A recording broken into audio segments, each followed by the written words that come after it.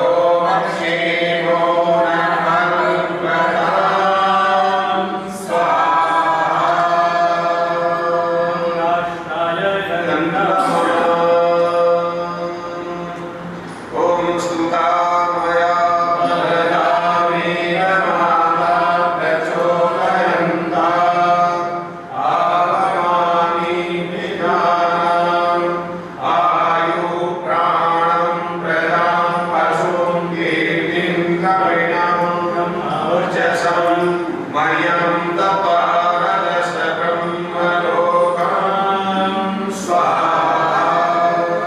तीनों त्र्यम्बकं यजामहे सुगन्धिं पुष्टिवर्धनम् उर्वारुकमिव बन्धनान् मृत्योर्मुक्षीयमामृतात् स्वाहा। ॐ सर्वै पूर्णा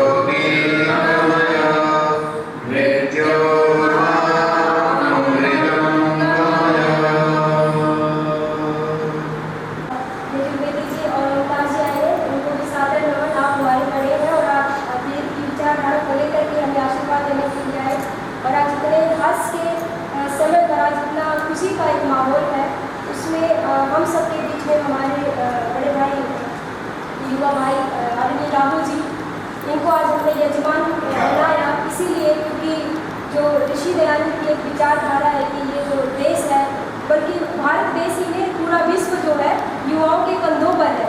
तो उन्हीं की विचारधारा को लेकर के हमने इन जैसे भाइयों के साथ कंधे से कंधा मिलाकर के राष्ट्र निर्माण में और अपने सनातन धर्म वैदिक धर्म की रक्षा के लिए जो एक मुहिम चलाई है और ऋषि दयानंद जी के मार्गदर्शन में उनके जो दिखाए हुए रास्ते पर चलते हुए उनके सिद्धांतों का अनुकरण करते हुए तो आज भगवान श्री राम, क्योंकि वैदिक विचारधारा में भी इनको मर्यादा पुरुषोत्तम माना गया है और इन्हीं के जो भी मूल सिद्धांत है उनको देख करके आज जो भारत का जो सनातन धर्म को मानने वाला व्यक्ति है वो आज सुधर रहा है, जाग रहा है।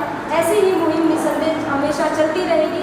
तो आज प्रभु श्री राम का जो मंदिर निर्माण जो पुनः हुआ है, एक बार दोबारा से शिलान्यास हो रहा है, उसी उपलक्ष्य में आदरणीय रविंद्र खंडेलवाल जी और राधिका जी उनके मार्गदर्शन में हमने प्रयास किया कि आज हम जो संसार का सबसे उत्तम श्रेष्ठ क्रम है यज्ञकर्म, हम इससे इसका शुभारंभ करेंगे।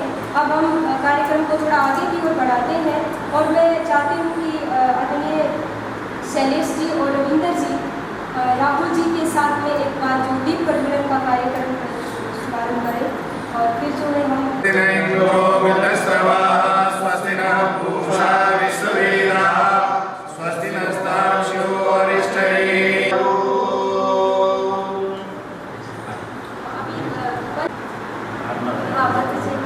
हमारे बीच में बड़ी है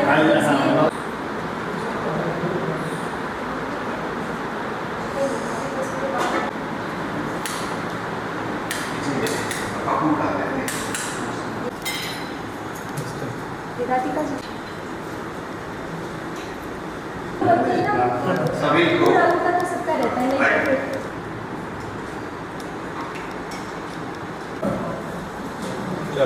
चलिए दोनों हाथ उठा करके हम करेंगे, बोलिए मर्यादा।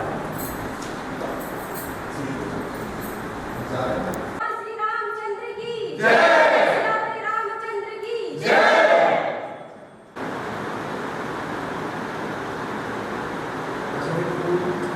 दिया और उस कड़ी के बाद मैं धन्यवाद करती हूँ हमेशा हमारा अच्छा मार्गदर्शन करने वाले और हर तरीके की हमें जानकारी देने वाले और आर्य समाज का वेद की विचारधारा का विदेशों में प्रचलन लहराने वाले यजुर्वेदी जी का मैं बहुत बहुत धन्यवाद हो रहा है, क्योंकि ऐसे युवा भाइयों का जब तक हम आगे का मार्गदर्शन चाहेंगे उससे पहले ही एक आवश्यकता है कि हम उनका सम्मान करें और ये हमारा आपका अपना योगा संस्थान भी है और हमने ये जो ओमकार पूरा परिवार इस मिशन के साथ आपके साथ कंधे से कंधा मिलाकर सदा चलेंगे। जो भी हमसे होगा सनातन धर्म के लिए हम अपनी जान के न्यौछावर कर देंगे, क्योंकि ऋषि दयानंद जी को पढ़ करके उनके सत्यार्थ प्रकाश को पढ़ करके हमने ये जाना है कि व्यक्तिगत जीवन की एक बहुत छोटी कड़ी होती है। जब तक आपका योगदान राष्ट्र निर्माण में समाज हम पशु समान सिर्फ पेट भरा और फिर हम जो है अपनी नित्य क्रियाओं में लगे, तो ऐसा हम कभी नहीं करेंगे। हम निसंदेह जो हमें ऋषि दयानंद जी ने मार्गदर्शन दिया है उनके रास्ते दिखाए हुए रास्ते पर हम चलेंगे। लिया कि जब तक अंतिम सांस है तब तक देश संस्कृति और सनातन धर्म के लिए जिंदा हैं और काम करते रहेंगे। भाई राहुल जी के बारे में आप सुन रहे थे, वास्तव में उम्र बहुत छोटी है लेकिन भाई का में नेगेटिव नहीं सुन सकते, पॉजिटिव ही पॉजिटिव आपको सुनने को मिलेगा। ऐसी शख्सियत भी अन्य संस्थाओं को सुशोभित करते हैं और बड़े ही सरल व्यक्तित्व के व्यक्ति हैं। वेद प्रचार के लिए, वेद के कार्य के लिए पूरा कार्यभार आदरणीय भाई साहब देख रहे हैं। मैं अधिक समय नहीं लेता हुआ इस क्रम को आगे बढ़ाऊंगा। सर्वप्रथम मैं आदरणीय काशी यजुर्वेदी श्री ओम जी, बहन सोनिया जी, भाई खंडेलवाल जी त्याग और तप है और भाई राहुल जी का बहुत बड़ी कर्मठता है, खंडेलवाल जी का बहुत पुरुषार्थ है। मैं यही कहूँगा कि आज मर्यादा पुरुषोत्तम श्री रामचंद्र जी के द्वारा 500 वर्ष के बाद जो आज पुनः जीर्णोत्थान की दृष्टि से आज सम्माननीय हमारे यशस्वी प्रधानमंत्री आदरणीय श्री नरेंद्र भाई मोदी जी के कार्यक्रमों से आज इसका उद्घाटन हुआ है। आज हमें बड़ा गर्व और गौरव हो रहा है। देवी राम की, भगवान राम के बताए गए मार्ग पर चलेंगी, उनकी जो मर्यादा है उन पर चलेंगी, क्योंकि एक छोटे से परिवार को चलाना कठिन होता है। और भगवान राम ने तो यहाँ दुष्टों का हनन किया और न जाने कितनों राक्षसों को मारा। लगता है कि उनका जन्म केवल यहाँ के दुष्टों को, राक्षसों को मारने के लिए ही हुआ, और कहाँ से कहाँ जा करके उन्होंने अपनी धर्म पत्नी को वहाँ पर चुराया। चाहते तो वो भी छोड़ देते, लेकिन उसकी मर्यादा, उसकी अर्धांगिनी, वो उसकी निर्धारित, तो प्रत्येक व्यक्ति छोटे से छोटा इस संकल्प में कि मैं अपनी अर्धांगिनी के प्रति इतना कर्म व्यवहार निभाऊं, किसी भी तरह की किसी अवस्था में अगर हमारे खान पान किसी प्रकार के आते हैं तो हम भगवान राम की तरह मर्यादित होकर के अपनी संस्कृति को बचाएं, अपने राष्ट्र को बचाएं और अपने घर की इज्जत को बचाएं। ये बहुत बड़ा संकल्प भगवान राम मर्यादा पुरुषोत्तम राम हमें देते हैं, और उसी मर्यादा पुरुषोत्तम राम की बताए गए मार्ग पर चले। आज का संकल्प में भी हमारे लिए बहुत अच्छा दिन है, बहुत शुभ दिन है। वो बहुत अधिक ज़्यादा वक्त में न देता हुआ, क्योंकि व्यक्ति सुनता सुनता कई बार सोने लगता है और कई बार सुनाने वाला भी लंबा बोझ है कि हम अपने आदर्श महापुरुष के जन्म स्थल को भी सुरक्षित नहीं रख पा रहे, परंतु हमारे 30 साल की अथक परिश्रम के कारण से वो उसको मुक्त कराया जा सका। और आज सौभाग्य की बात है कि उसी उनके द्वारा हमें बड़े गौरव की बात समझनी चाहिए कि हम ऐसे देश में रहते हैं जो ऋषि मुनियों का देश है, जहाँ जन्म लेने के लिए देवता भी तरसते रहते हैं। आप देखेंगे पूरे विश्व के अंदर जितने भी मत है, पथ है, पंथ है, विचारधारा वाले लोग, क्या उनके अंदर नहीं है जातियां? है, परंतु हमें ये ध्यान रखना चाहिए कि इन कुप्रथाओं को, जो पाखंड और अंधविश्वास समाहित हो गया है, इनको हमें दूर करना है और एकजुट होकर के हमें लिखना चाहिए केवल मात्र कि यदि मुस्लिम लिखा जाता है कि यहाँ पर 5%, 10% है, तो लिखा जाना चाहिए 90% हिंदू है। आज हम भगवान राम के विषय में है, अफगानिस्तान है, पाकिस्तान है, बांग्लादेश, ये सभी इसी का हिस्सा थे। आज सब जगह से हिंदू धीरे धीरे खत्म होता चला गया और हम ऐसे सोए हुए हैं, आज भी जागने का नाम नहीं ले रहे। थोड़े से कुछ चंद लोग जगे, जिस कारण से हमने अपनी एक जो हमारी स्मृति स्थल था श्री राम जन्मभूमि, उसको हम अलग करा सके और आज उसमें सुंदर एवं दिव्य मंदिर का जो भूमि पूजन हुआ है उसको कर सके। परंतु अभी तो मथुरा और काशी भी पड़े हुए। देश को आजाद हुए इतने वर्ष होने के पश्चात भी आज भी हमारा मथुरा, वहां पर भी इसी प्रकार से मंदिर को तोड़ करके मस्जिद बनाई गई। वहाँ काशी है। अभी तो बहुत सारी जगह जो प्रथा है उसको खत्म करना होगा। सारे भाइयों को मिल करके कंधे से कंधा मिला करके चलना चाहिए, और जब हम एकजुट हो जाएंगे, जब एक साथ मिल करके चलेंगे, तो कोई ताकत नहीं जो हमको आगे बढ़ने से रोक सके। राहुल जी बहुत अच्छा कार्य कर रहे हैं। मैंने इनके नाम के पीछे हिंदू हेरिटेज फाउंडेशन देखा। निश्चित रूप से ये हिंदुओं के लिए कुछ अच्छा कार्य कर रहे हैं। ऐसे नौजवान मिलकर के जब धर्म के कार्यों में, श्रेष्ठ कार्यों में, एकता के सूत्र में लोगों को पिरोने का कार्य करेंगे, तो निश्चित वह दिन दूर नहीं जब हम देखेंगे कि आसमान भी अपना होगा और जमीन भी अपनी होगी। अच्छा तार्किक बुद्धि भी यदि उसको अपने जीवन में चाहिए तो इस ग्रंथ को अवश्य पढ़े। जो इस ग्रंथ को पढ़ता है वो कभी दिग्भ्रमित नहीं होता। योगी आदित्यनाथ जी बहुत सुंदर शब्दों में कहते हैं कि मैंने सत्यार्थ प्रकाश पढ़ने के पश्चात ही मुझे पता चला कि दुनिया में क्या हो रहा है। और सत्यार्थ प्रकाश को जो व्यक्ति पढ़ लेगा, निश्चित रूप से वो अपना तन, मन और धन से अपनी संस्कृति के जितने भी संगठन के कार्यकर्ता उन सबको बहुत बहुत बधाई देता हूँ आज इस अवसर पर। और आर्य समाज की तरफ से, दक्षिण दिल्ली वेद प्रचार मंडल की तरफ से भी बहुत बहुत शुभकामनाएं, और इसी प्रकार से आगे कार्यक्रम होता रहे। इन्हीं शुभकामनाओं के साथ मिलकर के बोलेंगे सियावर रामचंद्र की जय, बोलो जय श्री राम। जय श्री राम। धन्यवाद।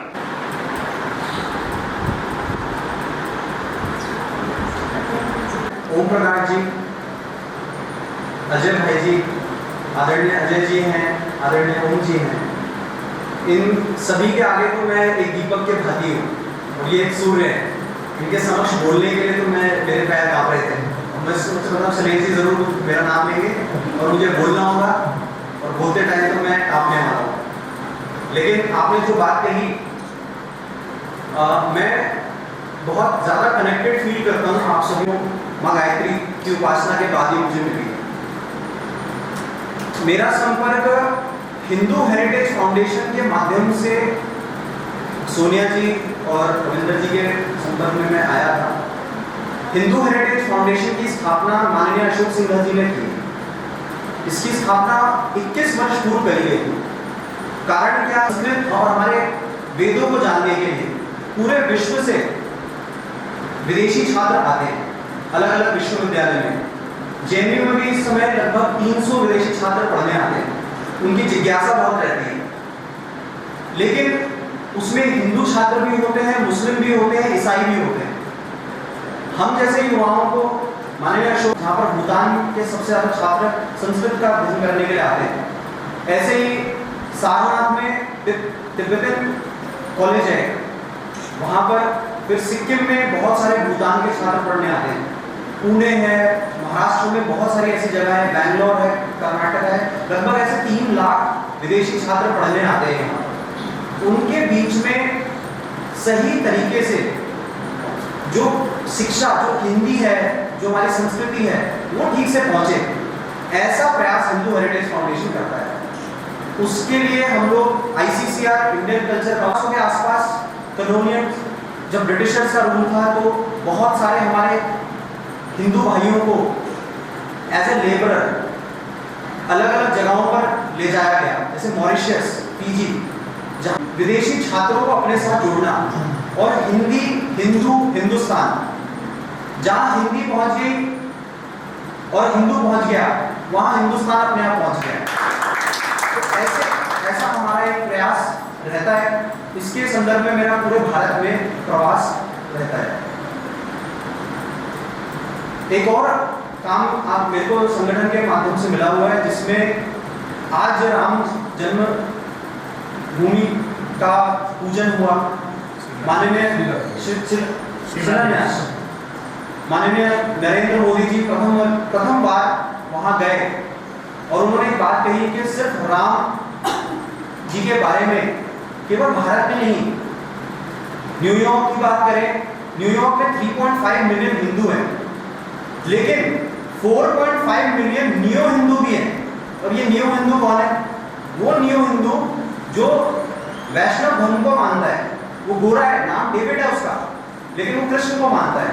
वो लहसुन प्याज नहीं खाता, वो हरे रामा हरे कृष्णा करता है। स्टूडियो खोला है, वो बुद्धिस्ट। अब बुद्धिस्ट भी किस प्रकार के विचार रखते हैं आप जानते हैं, लेकिन उसने अपने स्टूडियो का नाम ओम शांति ओम रखा। वहीं पर हमारी जीत हो जाती है कि भारतीय संस्कृति, हमारा धर्म विदेशों में भी खड़ा है, वो ध्वज लहरा रहा है और लोग उससे प्रेरणा ले रहे हैं।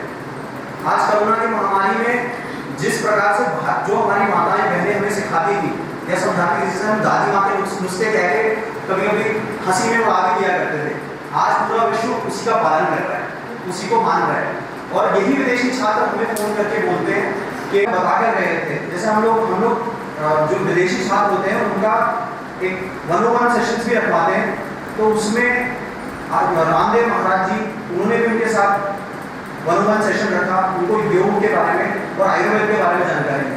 तो उस आयुर्वेद के बारे में भी वो विदेशी छात्र वहाँ प्रचार प्रसार करते हैं।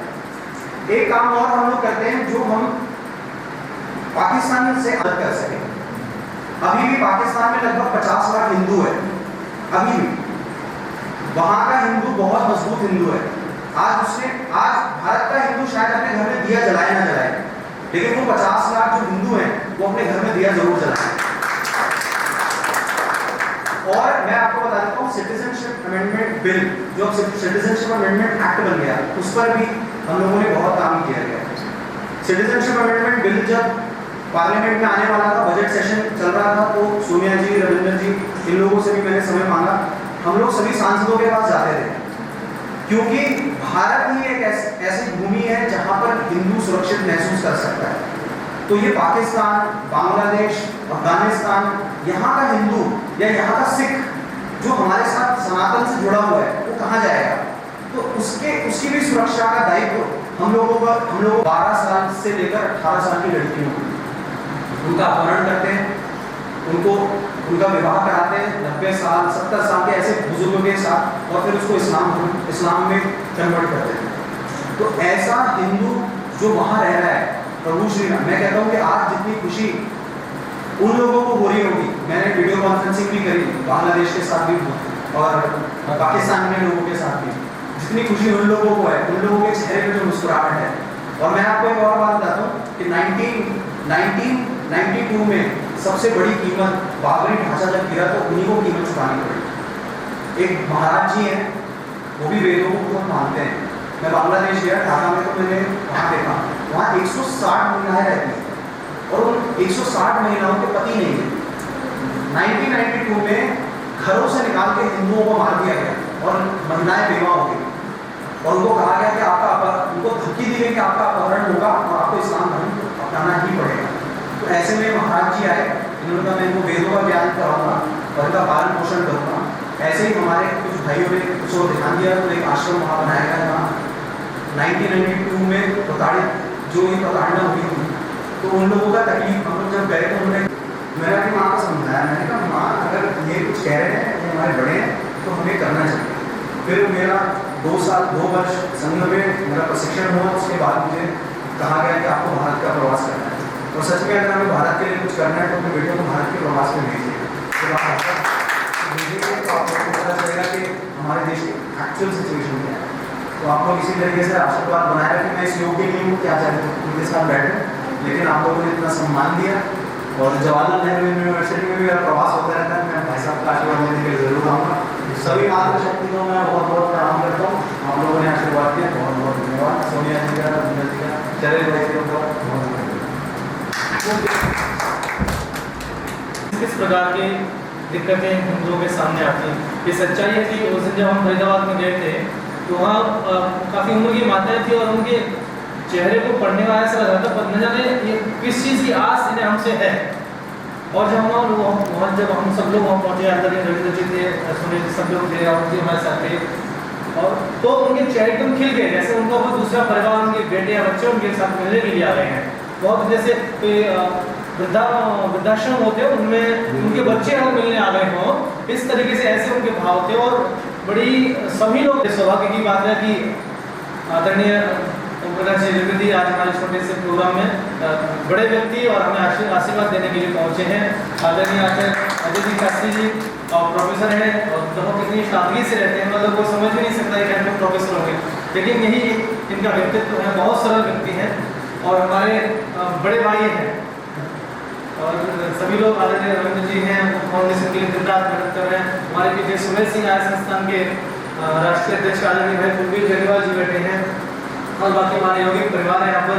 आदरणीय जैन साहब हमारे बीच में उपस्थित हुए हैं। तो सभी लोगों का बड़ा सहयोग मिला है। मैंने सुबह जैन साहब से निवेदन किया था, तो जैन साहब ने